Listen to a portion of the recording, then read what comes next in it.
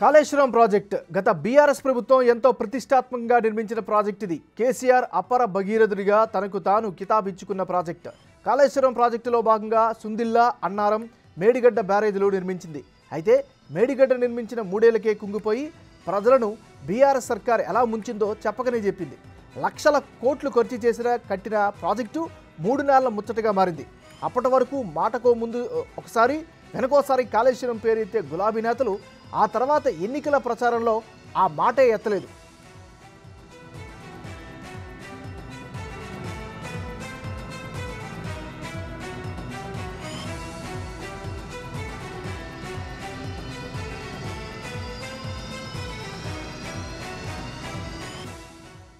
కుంగిన పిల్లర్ల విషయంలో ఒక్క మాట కూడా మాట్లాడని బీఆర్ఎస్ సర్కార్ ప్రాజెక్టు కుంగిన తర్వాత పిల్లర్ల బాధ్యత కాంట్రాక్ట్ సంస్థదే అని బల్లగుద్ది మరీ చెప్పారు.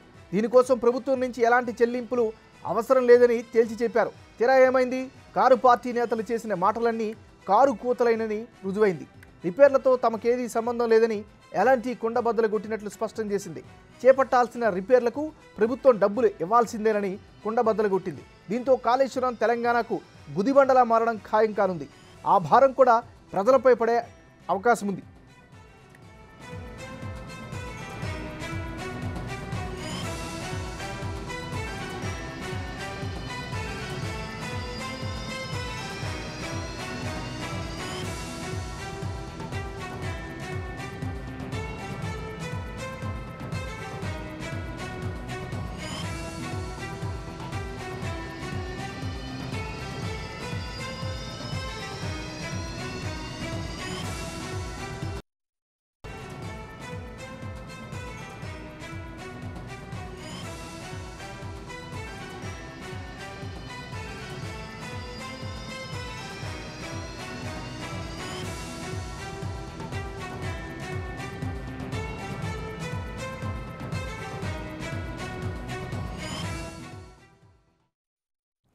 ఇక కాళేశ్వరం ప్రాజెక్టుకి సంబంధించినటువంటి జరిగిన అవకతవకలు కావచ్చు, లేకపోతే ప్రస్తుతం జరుగుతున్నటువంటి విచారణకు సంబంధించి మరింత తాజా సమాచారం అందించేందుకు వరంగల్ నుంచి మా రిపోర్టర్ వేణు లైవ్లో సిద్ధంగా ఉన్నారు. వేణు, చెప్పండి, మీ దగ్గర ఉన్నటువంటి అప్డేట్స్ ఏంటి? ప్రస్తుతం జరుగుతున్నటువంటి విచారణ కావచ్చు, వస్తున్నటువంటి ఇన్పుట్స్ కావచ్చు, వీటిపైన మీ దగ్గర ఉన్న అప్డేట్స్ ఏంటి? నాగరాజు, ప్రధానంగా ఇరిగేషన్ శాఖకు సంబంధించి తెలంగాణ రాష్ట్రంలో గత ప్రభుత్వ హయాం లోపల భారీగా అవకతవకలు, అక్రమాలు జరిగాయంటూ కూడా అన్నో ఆరోపణలు వచ్చాయి. దానికి సంబంధించినటువంటి పర్టికులర్ డీటెయిల్స్ కూడా ఈ 10 ఏళ్ల కాలం పాటు ఇరిగేషన్ శాఖ లోపల అసలు బడ్జెట్ ఎంత ఉపయోగించారు, ఎన్ని అప్పులు తీసుకొచ్చారు, అవి దేనికి ఖర్చు చేశారు, దీనిపై అసలు క్లియర్ కట్ డాక్యుమెంట్స్ కూడా లేవు. సో ఈ నేపథ్యంలో దీనికి సంబంధించి పూర్తి స్థాయి డేటా, ప్రభుత్వానికి అథెంటిక్ డేటా కావాలంటే ప్రధానంగా విజిలెన్స్ ఎన్ఫోర్స్మెంట్ టీమే డేటా ఇవ్వాల్సి ఉంటుంది. సో ఈ రోజున రాష్ట్ర వ్యాప్తంగా ఏకకాలం లోపల ప్రత్యేక విజిలెన్స్ ఎన్ఫోర్స్మెంట్ టీంలతో పాటు ఎక్స్పర్ట్ ఇంజనీర్ల బృందాలు కూడా అనేక చోట్ల సోదాలు నిర్వహిస్తారు. ప్రధానంగా ఇటు కాళేశ్వరం సంబంధించి చూసుకుంటే మాత్రం అటు మహాదేవ్పూర్ డివిజన్ లోపల అటు కాళేశ్వరం మేడిగడ్డ ప్రాజెక్టు 1తో పాటు అటు కన్నెపల్లి పంప్ హౌస్ ప్రాంతం ఆఫీస్ కార్యాలయంలో కూడా ప్రస్తుతం ఆ 2 టీంలు అయితే అక్కడ సోదాలు నిర్వహిస్తున్నాయి. దాంతోపాటు అక్కడటువంటి సాఫ్ట్ కాపీస్ కూడా పూర్తిగా వాళ్ళందరూ తీసుకోవడం జరుగుతుంది. ప్రధానంగా ఇందులోపల 2 అంశాలు తీసుకోవాలి. మొదటిది ఏంటంటే ఈ కాళేశ్వరం ప్రాజెక్ట్ లోపల 3 బ్యారేజ్లు ఏదైతే మేడిగడ్డ, అన్నారం, సుందిల్లా నిర్మాణాలు జరిగాయో అప్పటి నుంచి కేంద్ర ప్రభుత్వం నుంచి తీసుకున్నటువంటి అప్రూవల్స్ అయితే 10 కేంద్రం నుంచి వివిధ శాఖలకు సంబంధించి 10 అప్రూవల్స్ తీసుకున్నారు. 2019 లోపల అప్రూవల్స్ వచ్చినట్లు కూడా డీటెయిల్స్ ఉన్నాయి. సో వీటికి సంబంధించి అప్రూవల్స్ వాస్తవమేనా, అప్రూవల్స్ నిజంగా ఈ ప్రాజెక్టు కోసమే తీసుకున్నారా, నిజంగా వాటిని మధ్యలో సృష్టించారా అనే దాంట్లో కూడా కొన్ని అనుమానాలు ఉన్నాయి. సో వాటికి సంబంధించినటువంటి డీటెయిల్స్ తో పాటుగా అసలు పూర్తిగా ప్రధానంగా అసలు బేస్మెంట్ మొదలుకొని చివరి వరకు పూర్తయ్యే వరకు ప్రభుత్వానికి హ్యాండ్ ఓవర్ చేస్తామని ఫైనలైజేషన్ చేసి యూటిలైజేషన్ కాపీ యూసీ సబ్మిట్ చేసే వరకు కూడా ఎటువంటి ఆపరేషన్ మెయింటెనెన్స్ నిర్వహించారు, ఇన్స్పెక్షన్ రిపోర్ట్స్ ఏమని నిర్వహించాలి, వీటన్నిటిపై కూడా పూర్తిగా రిపోర్ట్స్ తీసుకుని ఇందులో హైడ్రాలజీకి సంబంధించిన రిపోర్ట్లు, జియాలజికల్ సర్వే ఆఫ్ ఇండియా ఇచ్చినటువంటి రిపోర్ట్స్ అవన్నీ ఎందుకు ఈ ప్రాజెక్ట్ లోపల ఆ డాక్యుమెంట్స్ లోపల ఇప్పటి వరకు కూడా బహిర్గతం చేయలేదు. ఎందుకంటే గత కొద్ది రోజుల క్రితమే ఈఎన్సీతో అది మంత్రుల బృందం కూడా భేటీ చేయడం జరిగింది. దాంతోపాటు సైట్ కూడా ఇన్స్పెక్షన్ చేశారు. ఇప్పటి వరకు దానికి సంబంధించి పూర్తిస్థాయి డేటా కూడా ఇవ్వలేదు. అంటే ఇవన్నీ కూడా ప్రభుత్వం ప్రభుత్వం అన్అఫీషియల్ గా తీసుకున్నట్టే ఉంటుంది. సో ఎన్ఫోర్స్మెంట్ టీం కనుక అథెంటికేట్ గా వాటన్నిటిని డాక్యుమెంట్స్ అన్నిటిని సీజ్ చేసుకొని వాటిలో ఒక రిపోర్ట్ రాసిన తర్వాత ప్రభుత్వానికి సబ్మిట్ చేస్తుంది. సో ఈ రిపోర్ట్స్ కోసం అయితే ఇంకా సోదాలు కొనసాగుతున్నాయి. దాదాపు ప్రత్యేక ఇంజనీర్ల బృందం దాదాపు 12 బృందాలు, అందులో 10 ఇంజనీర్ల బృందాలు, 2 ఎన్ఫోర్స్మెంట్ బృందాలు అయితే ప్రస్తుతం సోదాలు కొనసాగుతున్నాయి. మరికొద్ది గంటల పాటు కూడా ఈ సోదాలు కొనసాగే అవకాశం ఉంది. ఇక మరోవైపు ప్రధానంగా ఇంతవరకు అటు బ్రిడ్జి కుంగుబాటు ఏదైతే మేడిగడ్డ బ్రిడ్జి కుంగుబాటు సంబంధించి ప్రధాన అంశాలైతే ఆ డాక్యుమెంట్స్ తీసుకున్న నేపథ్యంలో మరోవైపు లక్ష్మీ పంప్ హౌస్ దగ్గర ఉన్నటువంటి ఆ కన్నెపల్లి పంప్ హౌస్ లోపల బాహుబలి మోటార్లకు సంబంధించిన డీటెయిల్స్ కూడా ప్రస్తుతం అధికారులు కన్నెపల్లి పంప్ హౌస్ కార్యాలయం లోపల కూడా అక్కడ ఉన్నటువంటి అధికారులతోనే అయితే మాట్లాడుతున్న పరిస్థితి కనిపిస్తుంది. దానికి సంబంధించిన డీటెయిల్స్ కూడా పూర్తిగా అందించాలంటూ కూడా అధికారులు అక్కడ ఆ లోపల ఇన్స్పెక్షన్ అయితే చేస్తున్నారు. సో అక్కడికి ఎవరిని కూడా అనుమతించట్లేదు. ఎందుకంటే ఇది ఒక కాన్ఫిడెన్షియల్ సంబంధించినటువంటి రిపోర్ట్స్ కావడంతో పూర్తిగా అక్కడ పోలీసు బందోబస్తు బయట లోపలికి ఎవరు రాకుండా కూడా బందోబస్తు నిర్వహిస్తూ ప్రత్యేకంగా ఈ యొక్క ఎన్ఫోర్స్మెంట్ బృందము ఇంజనీర్ల బృందం అయితే అక్కడ అధికారులతోని డేటా సేకరిస్తున్నారు. ఈ డేటాను మొత్తం కూడా క్రోడీకరించిన తర్వాత ఒక ఫైనల్ రిపోర్ట్ రెడీ చేసి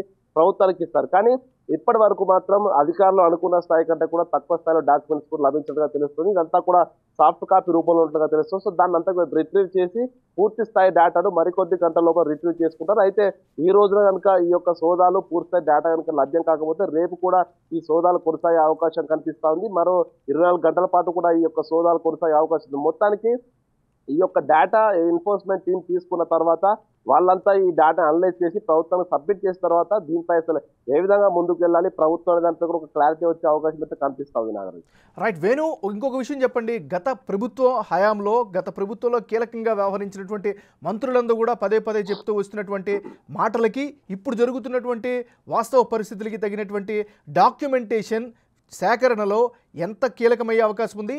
అవి ఎప్పటి వరకు బయటకు వచ్చే అవకాశం ఉంది? మరి అంటే ప్రధానంగా మనం కూడా చూసాము, ఎలక్షన్స్ కు ముందుకే అసలు కాళేశ్వరం అనేది ఒక స్కామ్ అంటూ ప్రతిపక్షాలు చెప్పడం జరిగింది. అయితే దీన్ని కౌంటర్ ఇస్తూనే అందులో ఎటువంటి తప్పు జరగలేదంటూ కూడా అప్పుడున్నటువంటి అధికార పార్టీ బీఆర్ఎస్ చెప్పుకొచ్చే ప్రయత్నం చేసింది. కానీ దీనిలో అటు మేడిగడ్డ కృంగణం కావచ్చు, అసలు దానికి సంబంధించిన డాక్యుమెంట్స్ అనేవి పూర్తిగా లేవు. మరోవైపు దీనికి సంబంధించి డ్యామ్ సేఫ్టీ బృందం కూడా ఒక రిపోర్ట్ ఇచ్చింది.